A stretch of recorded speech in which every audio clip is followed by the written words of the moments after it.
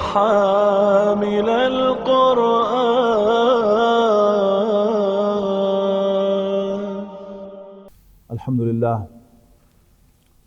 الحمد لله نحمده ونستعينه ونستغفره ونؤمن به ونتوكل عليه ونعوذ بالله من شرور أنفسنا ومن سيئات أعمالنا من يهده الله فلا مضل له ومن يضلله فلا هادي له ونشهد أن لا إله إلا الله وحده لا شريك له ونشهد أن سيدنا محمدا عبده ورسوله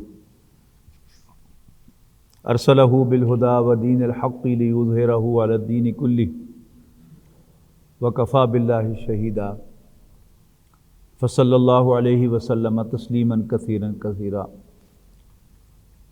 اما بعد فاعوذ باللہ من الشیطان الرجیم بسم اللہ الرحمن الرحیم الم یجدک یتیما فآوی ووجدک ضالا فہدی وَوَجَدَكَ عَائِلًا فَأَغْنَى. حضرات سیرت النبی ایک خاص موضوع ہے کہ جو انتہائی آسان بھی ہے اور انتہائی مشکل بھی. آسان اس اعتبار سے کہ شاید ہی کوئی مسلمان بچہ ہوگا کہ جو سیرت النبی پر چند جملے نہ بول سکتا ہو. آسان ہے. اور مشکل اس اعتبار سے ہے کہ سیرت نگاروں نے کئی والیومز میں سیرت النبی لکھنے کے بعد بھی آخر کنکلوڈ اس پر کیا کہ حق تو یہ ہے کہ حق ادا نہ ہوا. سیرت النبی پر بیان اس اعتبار سے بڑا مشکل ہوتا ہے کہ سیرت النبی کے اتنے پہلو ہیں کہ جن کا احاطہ کرنا ممکن نہیں ہے، اور سیرت بیان کرنے والا وہ پریشان اس بات پر ہوتا ہے کہ کس پہلو پر بیان کروں. نبی اکرم صلی اللہ علیہ وسلم کی سیرت کے بیان کے لیے آج ہم نے نبی اکرم صلی اللہ علیہ وسلم کی حیات طیبہ کے ابتدائی سالوں کا انتخاب کیا ہے کہ آج ہم اس پر گفتگو کریں گے. سب سے پہلی بات تو یہ ذہن میں رکھنے کی ہے کہ حادثہ نام کی کوئی چیز اس کائنات میں نہیں ہے. میں یہ بات اس لیے کہہ رہا ہوں کہ عام طور پر اپنی زندگی میں بھی اور خود رسول اللہ صلی اللہ علیہ وسلم کی حیات طیبہ میں بھی ہم بعض واقعات کو حادثاتی ازیوم کرتے ہیں اور اس پر افسوس کا اظہار کرتے ہیں کہ کاش ایسا نہ ہوتا. ان میں سے سب سے پہلا حضور صلی اللہ علیہ وسلم کا اس دنیا میں یتیم بچے کی حیثیت سے تشریف لا رہا ہے. یعنی ایک محرومی کی بات ہوتی ہے نا کہ کوئی بچہ اس دنیا میں آئے جب اس کا والد ہی اس کے سر پہ نہ ہو تو انسان سوچتا کہ ہو کاش کہ ایسا نہ ہوتا. نبی اکرم صلی اللہ علیہ وسلم کے والد بھی اس دنیا میں نہیں تھے جب آپ تشریف لائے. جب ہم اس بات کو مان کر کے اللہ کا فیصلہ تھا اور صحیح ہے، اللہ تعالیٰ ہمیں بہت سے حکمتیں سجھائے گا، جن میں سے ایک میں آپ کے ساتھ شیئر کر رہا ہوں. حضرت عباس رضی اللہ تعالیٰ عنہ حضور صلی اللہ علیہ وسلم کے چچا اول روز سے رسول اللہ صلی اللہ علیہ وسلم سے پیار کرتے تھے. اس کے ثبوت ہیں، کچھ کا ذکر آج آئے گا. لیکن اس قبائلی نظام میں جس کا وہ حصہ تھے، حضرت عباس رضی اللہ تعالیٰ عنہ کو بدر کی جنگ میں قریش کی طرف سے لڑتے ہوئے جانا پڑا اور نبی اکرم صلی اللہ علیہ وسلم کے مقابلے میں لڑنا پڑا، اور آپ گرفتار ہوئے. آپ ان 70 قیدیوں میں شامل تھے. میں سوچتا ہوں کہ اگر حضور کے والد صلی اللہ علیہ وسلم عبداللہ زندہ ہوتے تو شاید ایسی ہی سچویشن سے وہ بھی گرفتار ہوتے کہ اس قبائلی معاشرے میں یا تو وہ قبیلہ چھوڑ کر چلے جاتے اور یا پھر ان کو بھی رسول اللہ صلی اللہ علیہ وسلم پر ایمان لا کر پورے قبیلے کی مخالفت برداشت کرنا پڑتی، یا انہیں بھی حضرت عباس رضی اللہ تعالیٰ عنہ کی طرح رسول اللہ صلی اللہ علیہ وسلم کی مخالفت کرنا پڑتی. یہ بات آپ میں سے بہت سے لوگوں کے لیے اس لیے عجیب ہوگی کہ ہم میں سے جو لوگ شہر میں پڑھے، شہر میں پیدا ہوئے، شہر میں پلے بڑے، شہر میں تعلیم حاصل کی اور شہری میں کوئی کاروبار کیا یا جاب کی، دے ہیو نو آئیڈیا کہ خاندانی نظام کیا ہوتا ہے۔ آج بھی اگر ہم اپنے دیہاتوں میں جاتے ہیں کسی دوست کے ساتھ اور کوئی ایکس وائی زی مرد یا عورت گزر رہا ہو تو آپ اس سے پوچھیں کہ یہ کون ہے، بلیو میں تجربہ کر کے دیکھ لیجئے گا، وہ پہلے بتائے گا کہ اس کا تعلق جاٹوں سے ہے، راجپوتوں سے ہے، ارائیوں سے ہے، شیخوں سے ہے یا پٹھانوں سے، پھر اس کا نام بتائے گا۔ یعنی اتنی وہاں پر وہ خاندانیت جو ہے وہ اوپر سوار ہے ہر چیز کے اوپر، کہ کسی شخص کا کوئی تعارف بغیر خاندان کے نہیں ہے۔ جبکہ ہم جتنے بھی لوگ یہاں بیٹھے ہیں، شاید ہم میں سے مور دین 50% کو پتہ نہیں ہوگا کہ یہ میرے ساتھ جو بندہ بیٹھا ہے یہ کس خاندان سے تعلق رکھتا ہے، جاٹ ہے کہ رائی ہے، حالانکہ آپ نے 20 سال شاید 15 سال اکٹھے کام کیا ہے، لیکن شہر میں اس چیز کو کوئی بادر نہیں کرتا۔ لیکن جو آپ دیہاتوں میں جائیں گے اور ڈیپ دیہاتوں میں جائیں گے تو پھر آپ کو اندازہ ہوگا کہ ہاؤ امپورٹنٹ از دیٹ۔ تو نبی اکرم صلی اللہ علیہ وسلم کو اللہ تعالیٰ نے اس دنیا میں یتیم بھیجا، اور اس میں اللہ تعالیٰ کی کیا کیا حکمتیں ہوں گی، میں نے صرف ایک کا اشارہ کیا ہے جو میری سمجھ میں آئی ہے، آئی مے بی رانگ، لیکن بہت سی حکمتیں ہوں گی اللہ تعالیٰ کی کہ اللہ تعالیٰ نے حضور صلی اللہ علیہ وسلم کے والد کو آپ کی تشریف آوری سے پہلے کیوں اٹھا لیا۔ بہرحال نبی اکرم صلی اللہ علیہ وسلم کی ولادت باسعادت عام الفیل میں ہوئی۔ عام الفیل وہ سال کہ جب یمن کے بادشاہ ابراہہ نے خانہ کعبہ کو مسمار کرنے کی غرض سے ہاتھیوں کے ایک لشکر کے ساتھ مکہ مکرمہ پر حملہ کرنے کا فیصلہ فرمایا، فیصلہ کیا، اور راستے ہی میں اللہ تعالیٰ نے اس کو ختم کر دیا چھوٹے چھوٹے پرندوں سے، کہ وہ اپنی چونچوں اور اپنے پنجوں میں کنکریاں لے کے آئے اور انہیں اوپر سے ڈراپ کی، اور وہ میزائلز کی طرح ہاتھی پر سوار شخص کے سر میں سے ہوتی ہوئی اس کے جسم میں سے گزرتی ہوئی ہاتھی کے اندر سے بھی گزر کر ہاتھی اور اس سوار کو ڈھیر کرتی چلی گئی۔ بعض روایات کے مطابق نبی اکرم صلی اللہ علیہ وسلم کی پیدائش اسی روز ہوئی، یوم الفیل کو۔ بہرحال یہ سعادت نبی اکرم صلی اللہ علیہ وسلم کی ولادت کو بھی حاصل ہے کہ اللہ تعالیٰ نے اس دن اپنی یہ نشانی ظاہر فرمائی کہ میں بڑا ہوں اور میرے سامنے بڑے سے بڑا کوئی حیثیت نہیں رکھتا، اور آج میں اپنا نمائندہ بھیج رہا ہوں محمد بن عبداللہ صلی اللہ علیہ وسلم اپنا رسول بنا کر۔ عبد المطلب کے نبی اکرم صلی اللہ علیہ وسلم سے پہلے درجنوں نہیں تو دسیوں پوتے ضرور ہوں گے، اس لیے کہ عبداللہ سب سے چھوٹے بیٹے ہیں اور ان کے بیٹے ہیں محمد بن عبداللہ صلی اللہ علیہ وسلم۔ لیکن اللہ تعالیٰ نے رسول اللہ صلی اللہ علیہ وسلم کی پروٹیکشن کے لیے دادا کے دل میں اس بچے کی غیر معمولی محبت ڈالی۔ عربوں کے ہاں اس لیے کہ وہ اللہ کو مانتے تھے، عبداللہ عام نام تھا، اور باقی اکثر نام ان کے مؤنث ہوتے تھے، طلحہ، عبادہ، اسامہ، ان کے آخر میں گولتے ہے شاہدہ، زاہدہ، عابدہ کی طرح۔ لیکن نبی اکرم صلی اللہ علیہ وسلم کا نام ان کے دادا نے محمد رکھا صلی اللہ علیہ وسلم۔ یہ عربی زبان کا لفظ تھا، اس کا ترجمہ سب کو آتا تھا، لیکن یہ عربوں کے ہاں معروف نام نہیں تھا۔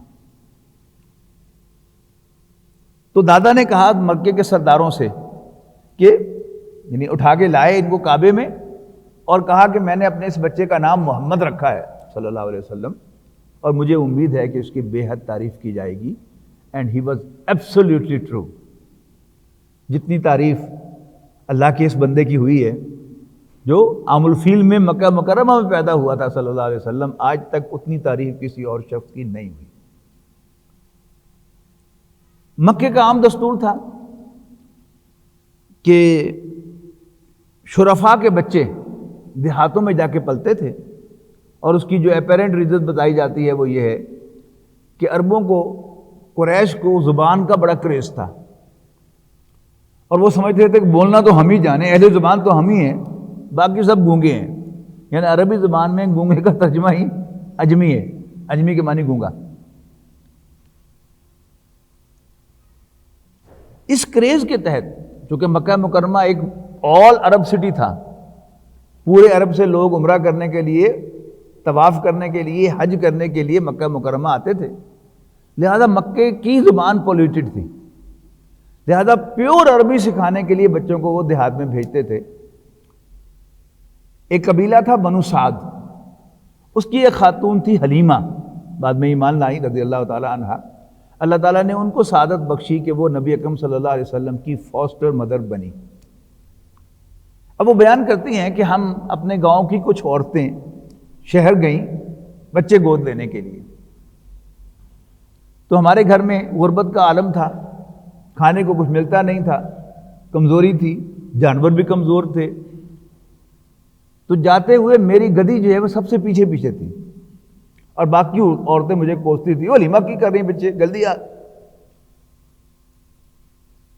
کہتی ہیں کہ باقی سب عورتوں کو بچے مل گئے، مجھے کوئی بچہ نہ ملا، تو میں نے سوچا کہ خالی ہاتھ جانے سے بہتر ہے کہ یتیم بچہ ہی لے لوں، اس لیے کہ یتیم بچے کو لیتے ہوئے فاسٹر مدر سوچتی تھی کہ یہاں مجھے کیا انعام اور اکرام ملنا ہے، بس واجبی فیس ہی ملے گی، کسی کھاتے پیتے گھرانے کا بچہ ہو تو پھر بڑی خدمت کی جاتی ہے اس فیس کے علاوہ بھی۔ لیکن فرماتی ہیں کہ جو ہی میں نے اس بچے کو گود لیا تو مجھے محسوس کیا کہ اللہ تعالیٰ نے میری چھاتیوں کو دودھ سے بھر دیا ہے، اور جب میں واپس آ رہی تھی اب میری گدی پھر سب سے آگے تھی، اور جب گھر پہنچی تو تمام بکریاں جو ہیں وہ دودھ دے رہی تھیں۔ اسی دن مجھے اندازہ ہو گیا کہ آج جو بچہ میں گود میں لے کے آئی ہوں یہ کوئی عام بچہ نہیں ہے، یہ کوئی بڑی برکت والا بچہ ہے۔ اور she was right again۔ مکے کی روایت میں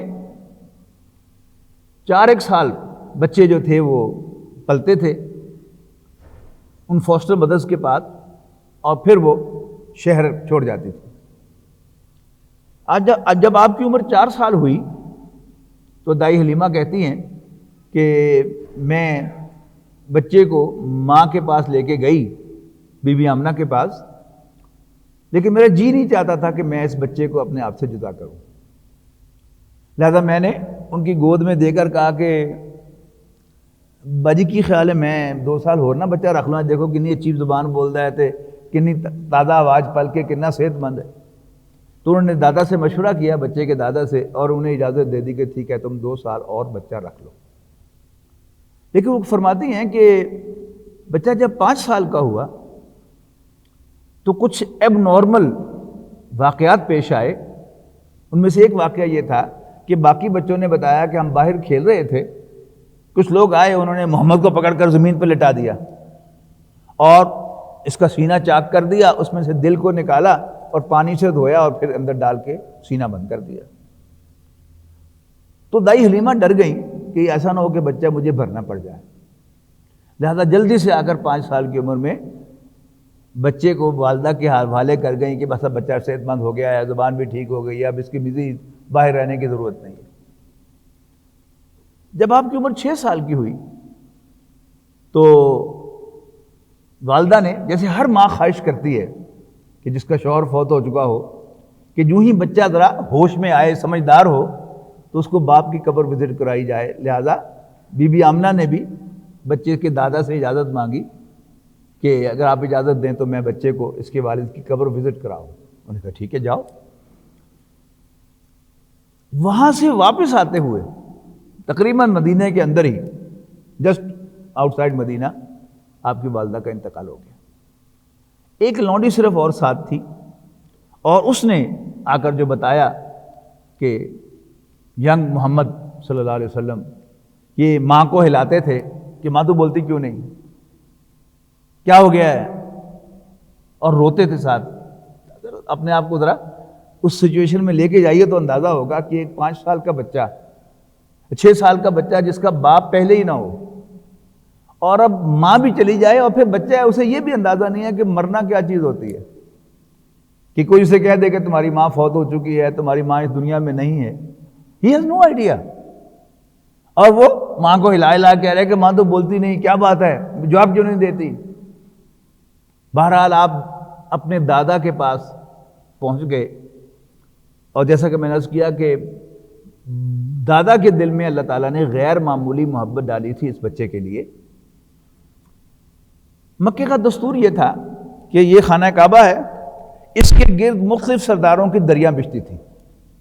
جیسے ہمارے ہاں دیہاتوں میں ڈیروں کا تصور ہے نا، زمینداروں کے ڈیرے ہوتے ہیں، ان کے حواری آ کر وہاں بیٹھتے ہیں، تو ایسے ہی مکے کے سرداروں کی جو دریاں بچھتی تھیں وہ ان کی چوپالیں تھیں، اور اس پر آ کر درمیان میں کعبے کی دیوار کے ساتھ وہ سردار بیٹھتا تھا، اور پھر اس کے ارد گرد آ کے اس کے حواری بیٹھتے تھے۔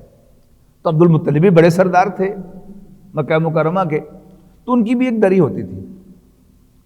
ایسی ہی دری ہے کہ جہاں جو ابو جہل کی تھی، اور 2 مرتبہ ابو جہل نے کہا تھا کہ ہے کوئی جو محمد کے گلے میں چادر کا پھندا ڈالے، اور ہے کوئی جو فلاں علاقے میں ایک اوجری اونٹ کی پڑی ہے نجاست بھری ہوئی کہ جو اس کے منہ پر آ کے ڈالے۔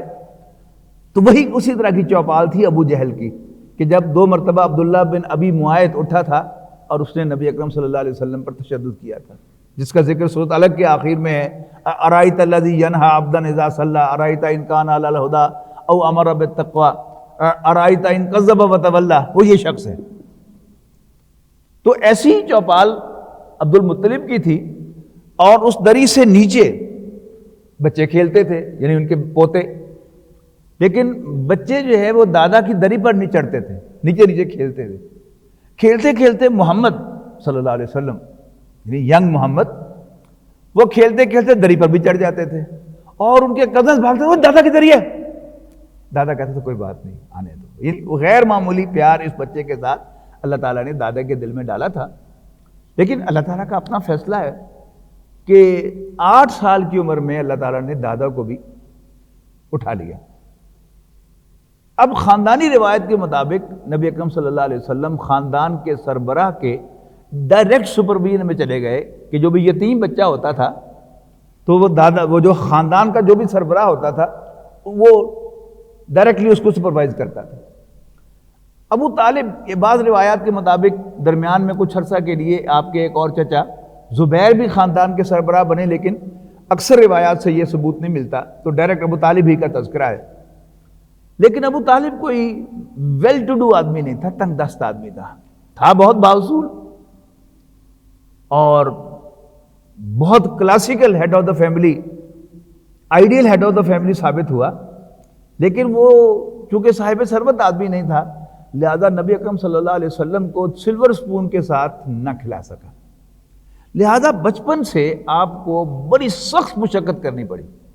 میں زور دے کر میں نے کہا بڑی سخت مشقت، اس لیے کہ آپ خود فرماتے ہیں کہ نبی اکرم صلی اللہ علیہ وسلم کا اپنا فرمان ہے کہ میں نے بہت معمولی معاوضے پر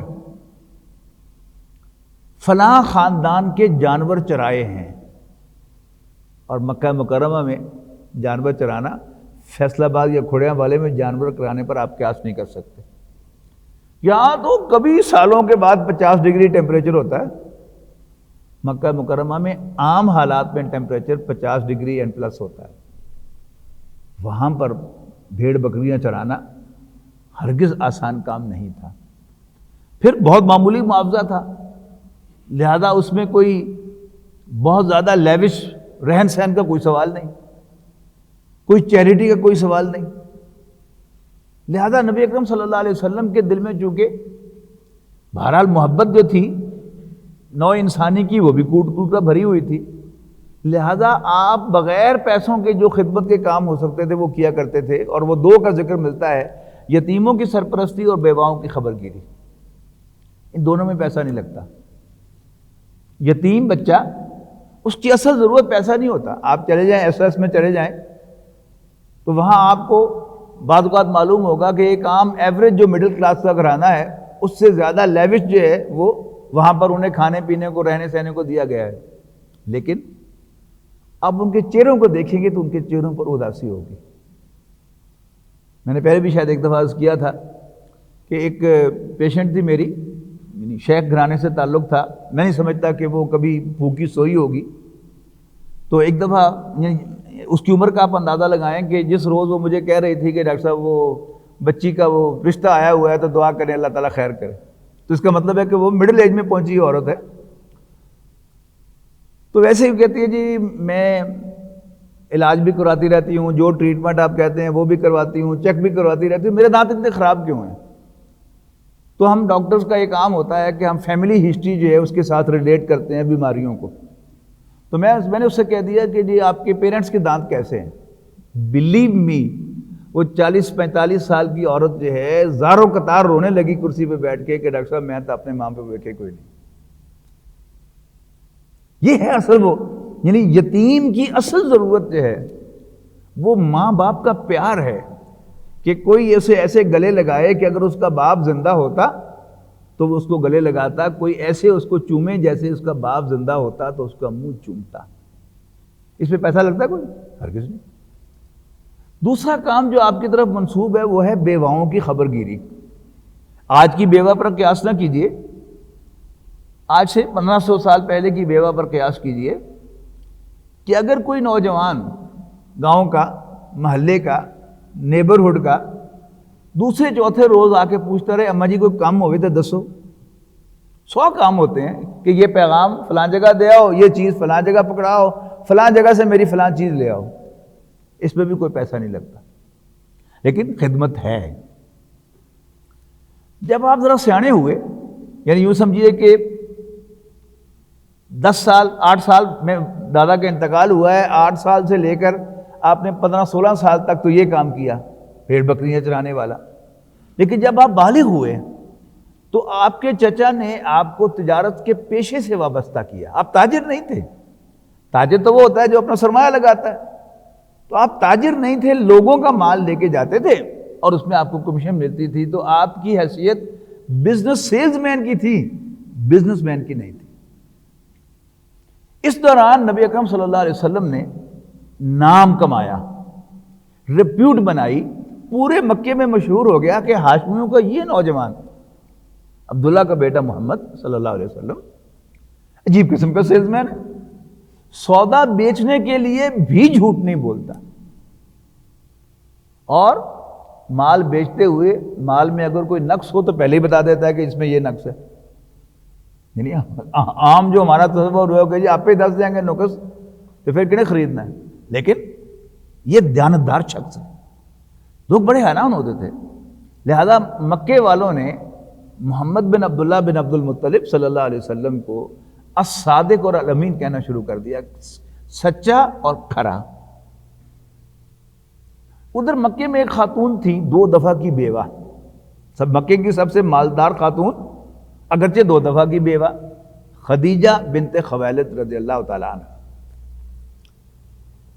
یہ مکہ مکرمہ میں طاہرہ کے لقب سے پہچانی جاتی تھی، یعنی پاک باز خاتون، چیسٹ وومن۔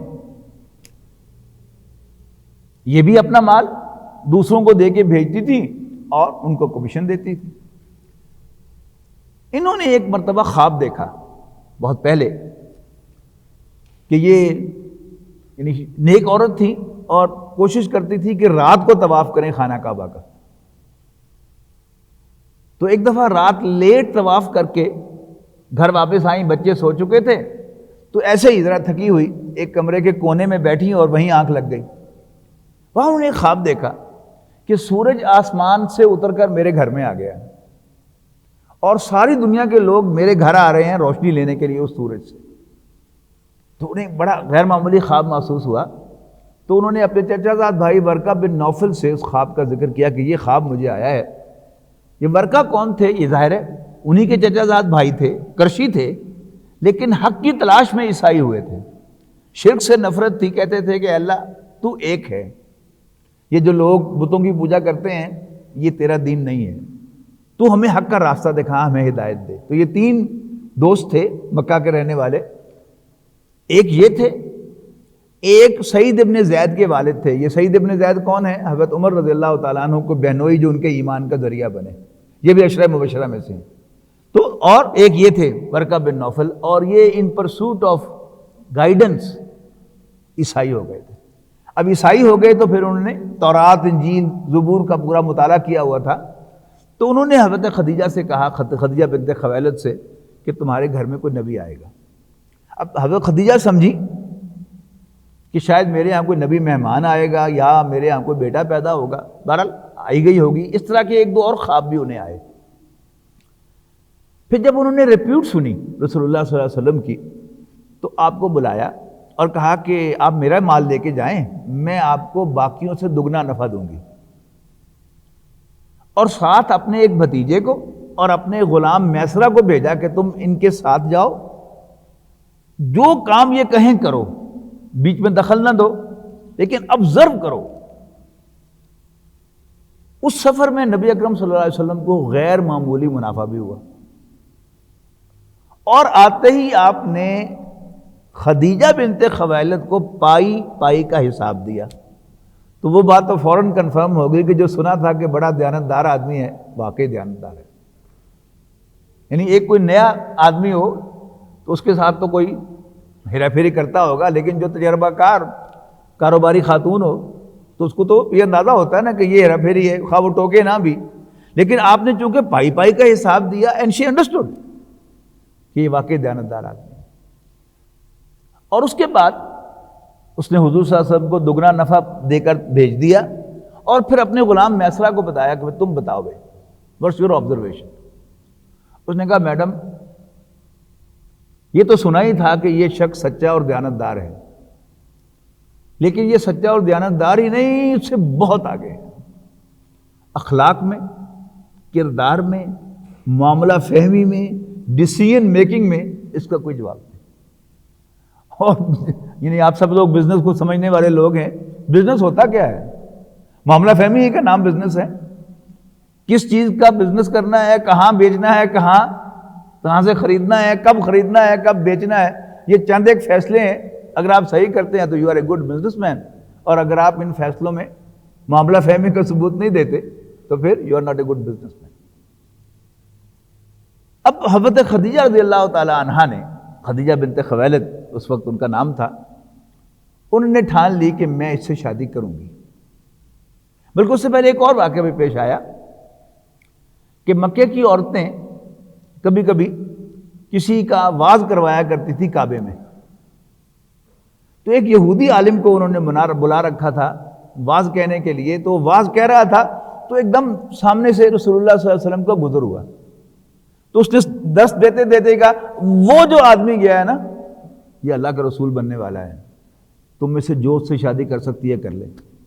باقی عورتوں نے تو ہنسی میں ٹال دیا، نمی مار گیا بچ۔ حضرت خدیجہ نے اس کو بڑا سیریسلی لیا۔ اگلے دن انہوں نے اپنی لونڈی بھیج کر اس کو اپنے گھر بلوایا اور کہا کہ کل جو تم نے کہا تھا وہ کیا بات کہی تھی؟ انہوں نے کہا جی میں نے صحیح بات کہی تھی، وہ واقعی اللہ کا نبی بننے والا ہے۔ اب حضرت خدیجہ رضی اللہ تعالی عنہ نے، یعنی یہ واقعہ بھی ایڈ ہو گیا، وہ تھا وہ خواب بھی اس میں شامل تھا، اور پھر یہ جو سودا اپنا سامان دے کر بھیجا یہ بھی ہو گیا، تو خدیجہ بنت خویلد نے فیصلہ کر لیا کہ میں محمد بن عبداللہ سے شادی کروں گی۔ اب انہوں نے اپنی سہیلیوں سے مشورہ کیا کہ میں محمد سے شادی کرنا چاہتی ہوں، عبداللہ کے بیٹے محمد سے صلی اللہ علیہ وسلم۔ تو سہیلیوں نے کہا کہ کر پھر ساڑھے کو کیوں پوچھنی، ہم سے کیا پوچھتی ہو؟ تو انہوں نے کہا کہ جی میں یہ نہیں پوچھی کہ کروں کہ نہ کروں، میں اس لیے تم سے مشورہ کر رہی ہوں کہ میں پیغام کیسے بھیجوں۔ یعنی آج پر قیاس نہ کیجیے، آج سے 1500 سال پہلے ایک خاتون کسی شخص کو، مرد کو پروپوز کرے، ان یوزول بات تھی نا، تو میں پیغام کیسے بھیجوں؟ تو ان کی ایک سہیلی نفیسہ نامی تھی، اس نے کہا یہ مجھ پہ چھوڑ دو، بات محمد سے میں کروں گی صلی اللہ علیہ وسلم۔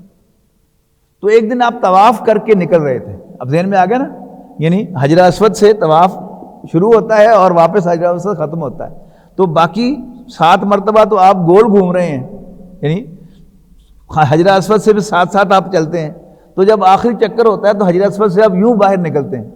آگے سے آئی نفیسہ، انہوں نے کہا محمد تم نے شادی نہیں کرنی؟ تو آپ نے پوچھا، آپ نے فرمایا کہ میں غریب آدمی ہوں، مجھ سے شادی کون کرے گی؟ تو نفیسہ نے کہا اگر کوئی عورت تیار ہو تو آپ نے فرمایا پہلے اس کا نام بتاؤ پر تب میں رسپونڈ کروں گا۔ تو نفیسہ نے کہا کہ خدیجہ بنت خویلد تم سے شادی کرنے کو تیار ہے۔ تو آپ نے کہا کہ اگر خدیجہ تیار ہے تو پھر میں بھی تیار ہوں۔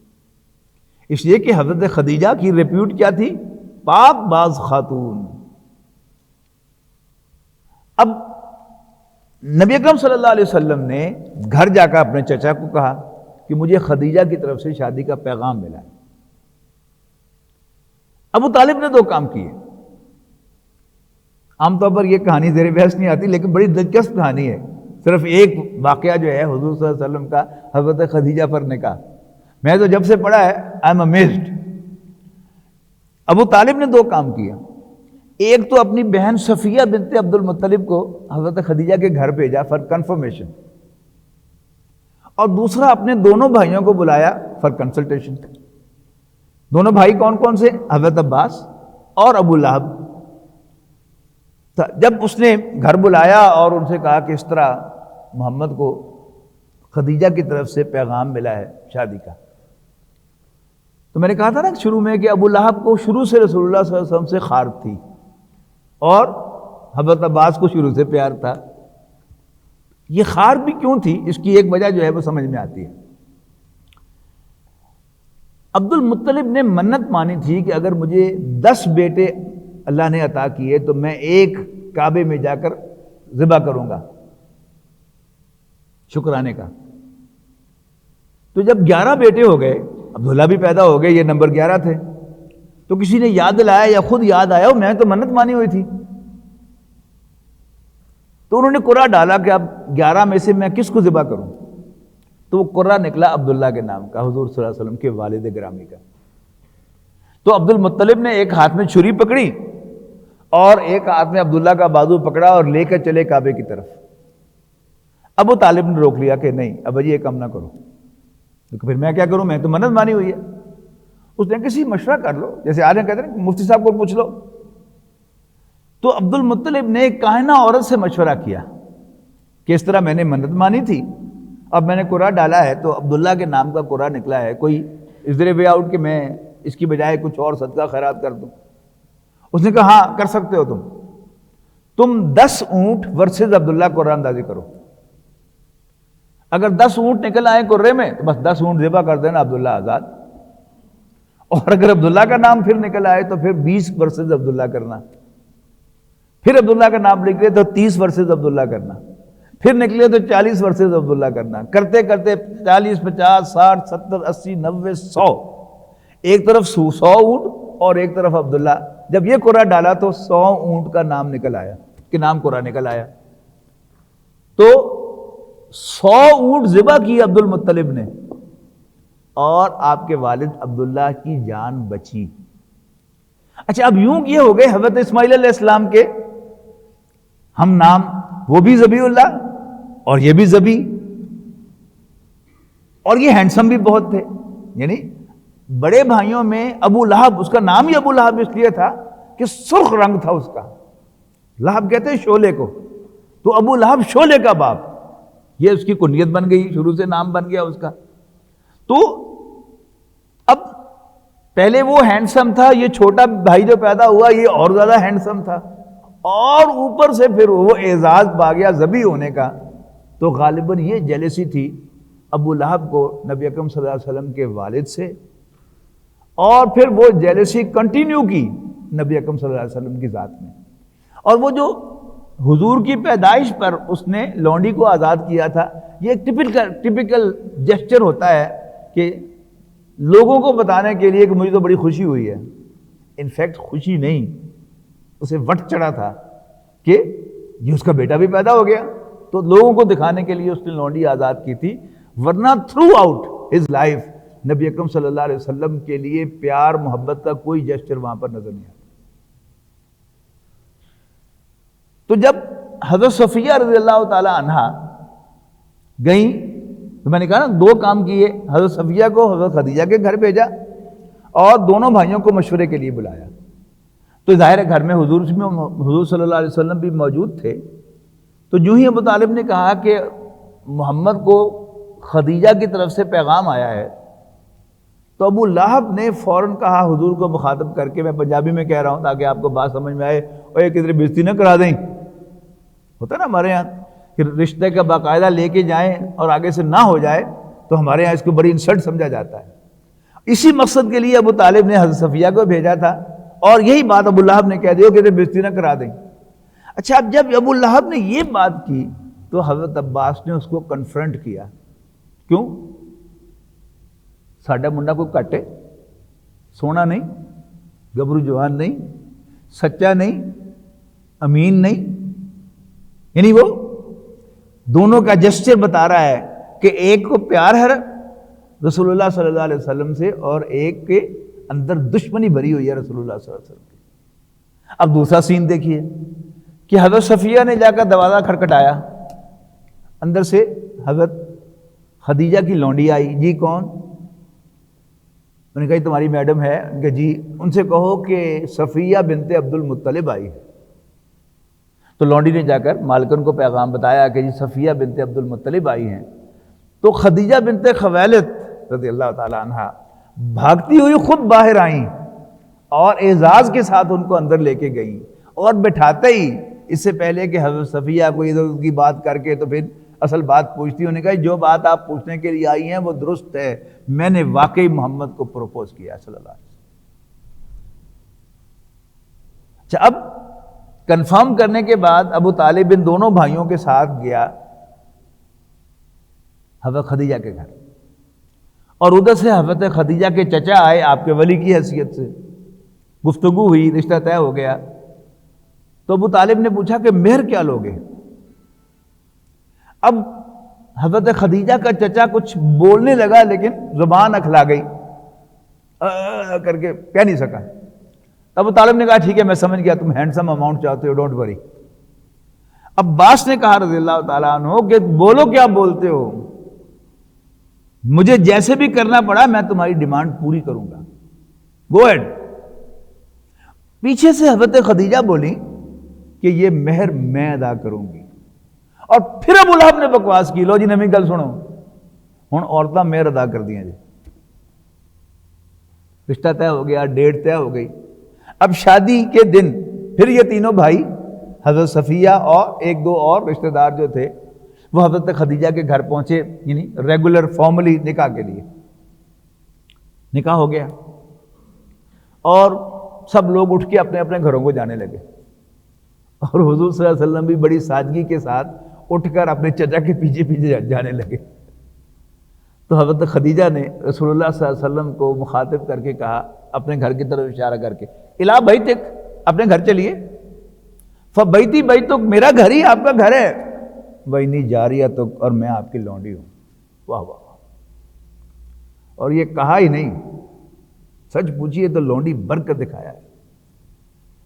میں تو جیسے آغاز میں کہا نا کہ ہم بعض چیزوں کو حادثات سمجھتے ہیں، اس کائنات میں کوئی حادثہ نہیں ہوتا، ہر کام اللہ کے فیصلے سے ہوتا ہے۔ اور پہلے بھی شاید میں نے اپنا تاثر عرض کیا تھا کہ شکر کا مزہ لینا ہے تو ناخوشگوار واقعات پر اللہ کا شکر ادا کیجیے، یعنی یہ ذہن میں رکھتے ہوئے کہ اللہ نے کیا ٹھیک ہی کیا، یا اللہ تیرا شکر ہے۔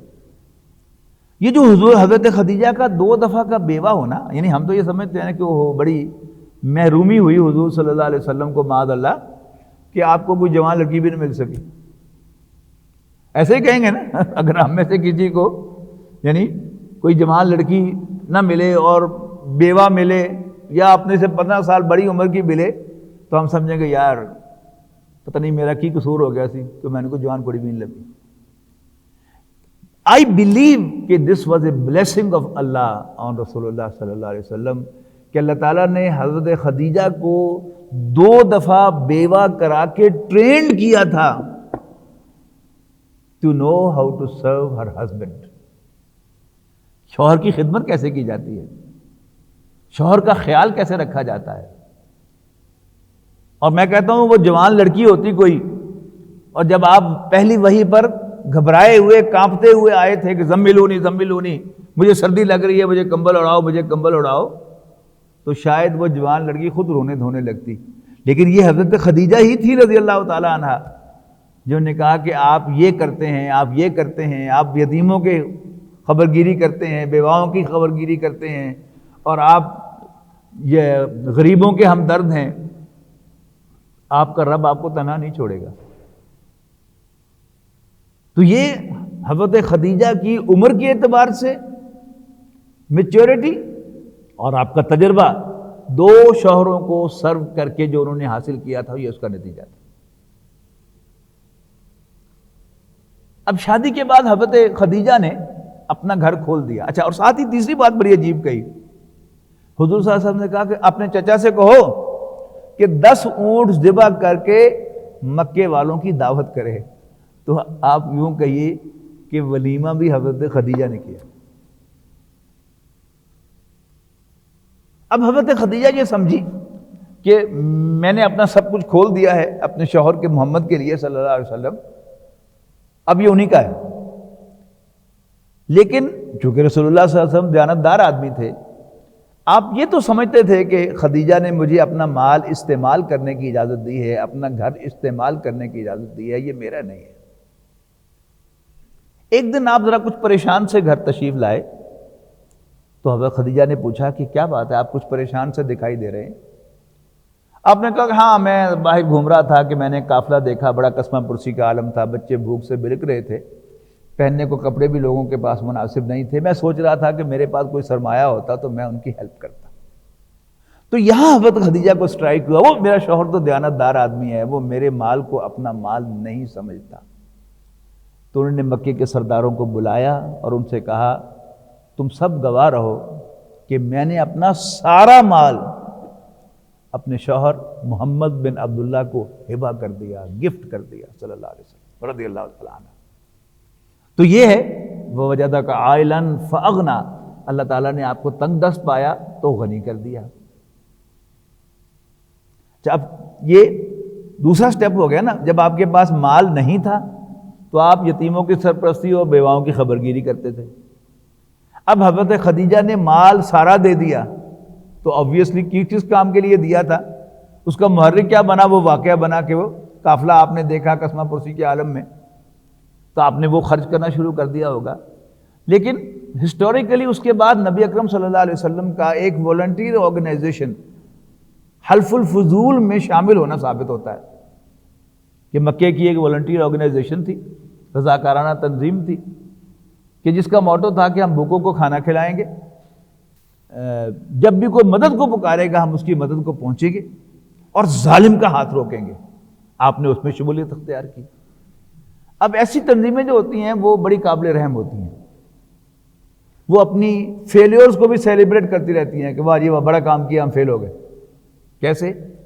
کیا اگر ایسی کسی تنظیم یا انجمن کے ہیڈ کوارٹر میں جائیں تو وہاں آپ کو ڈسپلے ملے گا۔ اب آج کل ڈیجیٹل ڈسپلے ہوتا ہے، پہلے چارٹ لگے ہوتے تھے کہ ہماری تنظیم سن 2000 میں بنی، سال 2000 میں ہم نے 200 بھوکوں کو کھانا کھلایا اور ہم نے 5 لوگوں کو کپڑے بنا کے دیے، 10 کو روزگار فراہم کیا۔ اگلے سال ہم نے ٹریمنڈس اچیومنٹ کی، ترقی کی، 500 لوگوں کو کھانا کھلایا اور 10 کو کپڑے بنا کے دیے اور 15 کو جاب دلائی۔ اب میرے جیسا آدمی تو دیکھ کے کہ اب یہ ہزاروں کو کھانا کھلاتے ہیں، خود ہمارے شہر فیصل آباد میں اور ملک پاکستان میں سالانہ نہیں روزانہ لاکھوں بھوکوں کو کھانا کھلایا جاتا ہے۔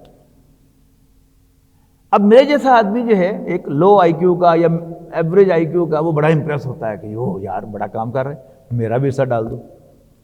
لیکن ذہین آدمی اس پر پریشان ہوئے بغیر نہیں رہے گا، اور نبی اکرم صلی اللہ علیہ وسلم نوع انسانی کے ذہین ترین فرد تھے، کوئی ڈاؤٹ ہے اس میں؟ لہذا نبی اکرم صلی اللہ علیہ وسلم پریشان ہوئے ہیں۔ اس کا مطلب یہ ہے کہ بھوکے بڑھ رہے ہیں، غربت بڑھ رہی ہے، اور آئی بلیو کہ یہی وہ چیز ہے جو نبی اکرم صلی اللہ علیہ وسلم کو غار حرا میں لے کے گئی۔ اس لیے کہ بخاری کی روایت ہے کہ جب آپ کی عمر مبارک 40 سال کے قریب ہوئی تو کانا حبب الیہ الخلاء، تو آپ کو خلوت بہت پسند آنے لگی۔ وکانا یخلو الی غار الحرا، اور آپ غار حرا میں جا کے خلوت اختیار فرماتے، ویتحنث فیہ، اور آپ اس میں تحنث اختیار کرتے ہیں۔ تحنث کہتے ہیں عبادت کو۔ اب حدیث کی شرح لکھنے والوں کے سامنے یہ بہت بڑا سوال آیا کہ ابھی قرآن مجید نازل نہیں ہوا تھا، نماز آئی نہیں تھی، تو 7 ہفتے آپ وہاں گزار لیتے تھے، کون سی عبادت کرتے رہتے تھے؟ تو پھر حدیث کی شرح لکھنے والوں نے خود ہی پھر اس کا جواب دیا کہ کانا صفت تعبدی ہی فی غار الحراء التفکر والاعتبار، کہ غار حراء میں رسول اللہ صلی اللہ علیہ وسلم کی عبادت کی نوعیت غور و فکر تھا۔ اگلا سوال کون سا غور و فکر؟ سرسری طور پر تو بہت سے لوگوں نے کہہ دیا کہ وہ اللہ کے بارے میں، کائنات کے بارے میں سوچ رہے تھے، کس نے بنایا، کیسے بنایا، جبکہ قرآن مجید گواہی دیتا ہے کہ مکے کے کافر توحید کے ساتھ اللہ تعالیٰ کو خالق کائنات مانتے تھے۔ تو اگر مکے کا عام کافر مانتا تھا جو شرک بھی کرتا تھا، تو نبی اکرم صلی اللہ علیہ وسلم کیسے نہیں جانتے تھے کہ اس کائنات کا خالق اللہ تعالیٰ ہے؟ اور آپ کی جو 40 سالہ زندگی ہے وہ کیا بتاتی ہے کہ ریلیجسلی آپ پہلے روز سے ہدایت پر تھے۔ آپ نے کسی بت کو سجدہ نہیں کیا، ایک اللہ کو مانتے تھے، ہدایت پر تھے۔ اس لیے کہ دول کا جو لفظ ہے اس کی جمع ہے دولین، جو ہم سورہ فاتحہ میں پڑھتے ہیں۔ دول کون ہوتا ہے؟ یعنی راستہ بھول جانے والا، یعنی کوئی شخص بسم اللہ ٹیکسٹائل آنا چاہتا ہے اور وہ غلطی سے رائٹ ٹرن لینا تھا، وہ چڑھ گیا بائی پاس پر، یہ سمجھتے ہوئے کہ یہ جڑم والا روڈ ہے، تو وہ تو پھر فیصل آباد پہنچ جائے گا۔ تو جب تک اس کو صحیح گائیڈنس نہیں ملے گی، اس کو معتدی نہیں کہیں گے، دوال کہیں گے۔ اب وہ کون سی چیز ہے جہاں حضور صلی اللہ علیہ وسلم جو ہے وہ راستہ ڈھونڈتے ہوئے دکھائی دیتے ہیں کہ میں انسان کے کیسے کام آؤں؟ انسان پر ظلم ڈھا رہا ہے، غربت ہے، تنگ دستی ہے، بھوک ہے، ظلم ہے، میں یہ کیسے ختم کروں؟ کئی اٹیمپٹس کیے انہوں نے خدمت کے، couldn't achieve۔ بھوک ختم نہیں کر سکے، غربت ختم نہیں کر سکے، ظلم ختم نہیں کر سکے، کیا کروں؟ اب یہ غور و فکر تھا جو آپ وہاں پر کر رہے تھے۔ تو وہاں کیا ہوا کہ اللہ تعالیٰ نے آپ پر پہلی وحی نازل فرمائی، اقرأ بسم ربک الذی خلق، خلق الانسان من علق، اقرأ وربک الاکرم الذی علم بالقلم، علم الانسان ما لم یعلم، کلا ان الانسان لیطغی ان رآہ استغنی ان الی ربک الرجعی۔ پڑھ اپنے اس رب کے نام سے جس نے پیدا کیا، یعنی پیدا کیا سب کو معلوم ہے وہ اللہ ہے، وہی رب ہے تمہارا، وہی آقا ہے تمہارا، وہی لارڈ ہے تمہارا۔ اسی سے مکے میں زلزلہ تو آ گیا کہ تمام سرداروں کے جو اپنے آپ کو رب کہلواتے تھے ان سے نیچے سے کرسی کھینچ دی اللہ تعالیٰ نے۔ یو آر ناٹ لارڈز، تم مخدوم ہو، خدمت لو ان سے، رب نہیں ہو ان کی۔ اور یہ زندگی کل زندگی نہیں ہے، تم مرنے کے بعد دوبارہ زندہ کر کے اپنے رب کے سامنے پیش کیے جاؤ گے۔ اور تیسری بات یہ ہے کہ میں اللہ کا رسول ہوں۔ یہ تین باتیں لے کر پبلک میں جاؤ، یہ بتاؤ کہ اللہ تمہارا رب ہے، یہ بتاؤ کہ میں اس کا پیغمبر ہوں، اور یہ بتاؤ کہ یہ زندگی کل زندگی نہیں ہے۔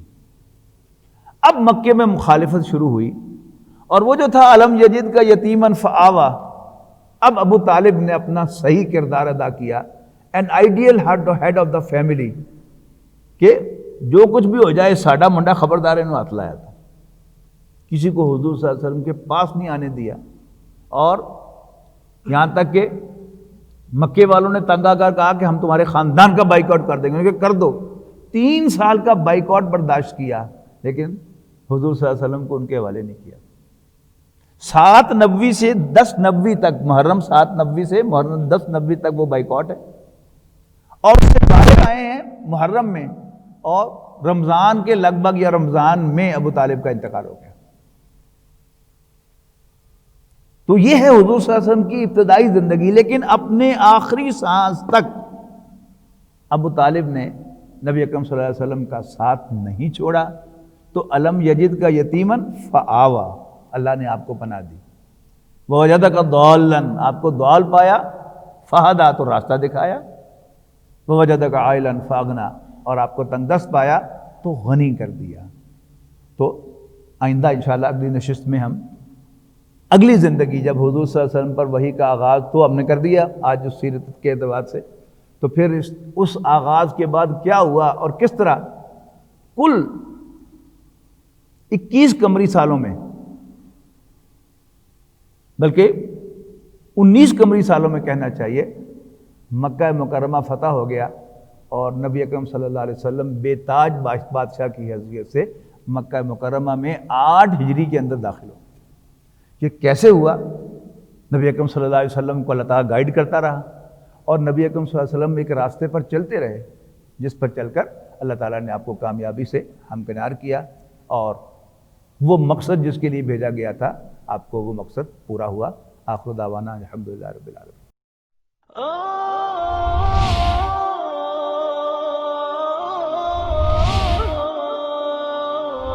يا حامل القرآن